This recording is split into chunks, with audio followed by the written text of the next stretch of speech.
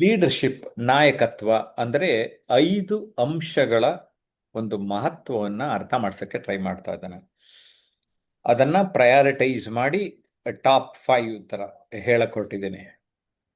Number 1, vision, ದೂರದೃಷ್ಟಿ. ಇದು 100ರಲ್ಲಿ 35% ನಿಮ್ಮನ್ನ ಲೀಡರ್ ಮಾಡುತ್ತೆ.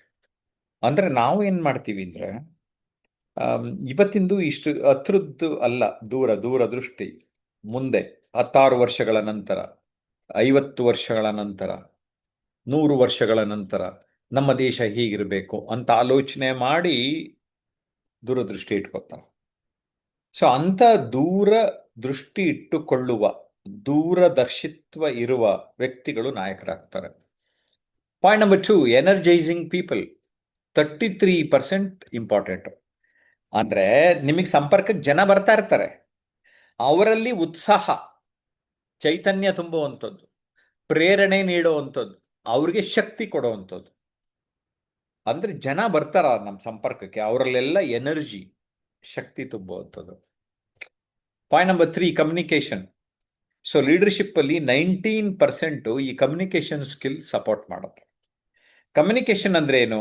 3 ಇನ್ಪುಟ್ಸ್ 3 ಔಟ್ಪುಟ್ಸ್ ಅಂತ ಹೇಳ್ತಾ ಇರ್ತಾನೆ. ಇನ್ಪುಟ್ಸ್ ಯಾವುದು? ಕೇಳಿಸ್ಕೊಳ್ಳೋದು, ನೋಡೋದು, ಓದೋದು. 3.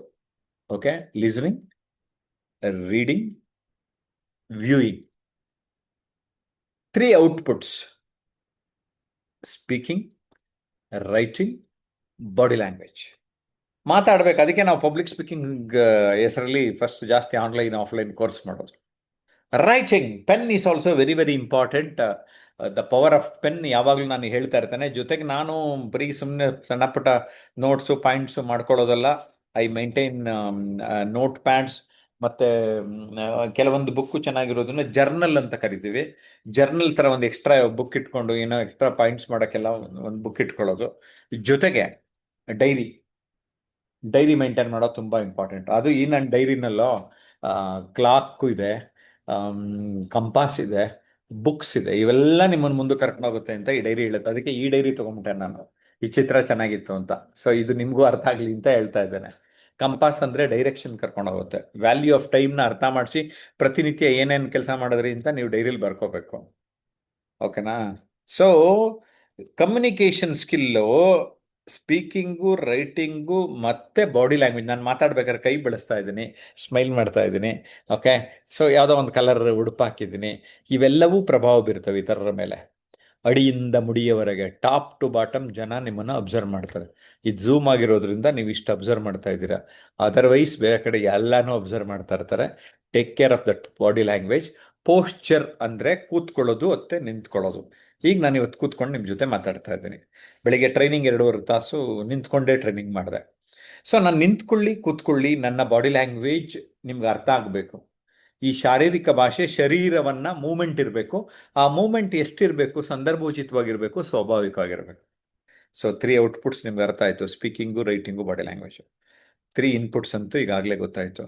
ಇದ್ರ ಮೇಲೆ ವರ್ಕ್ ಮಾಡ್ಕೊಳ್ಳಿ. You will see a tremendous change. And communication also plays a very very important leader for you to become a leader. Point number 4, charisma. ಏನು?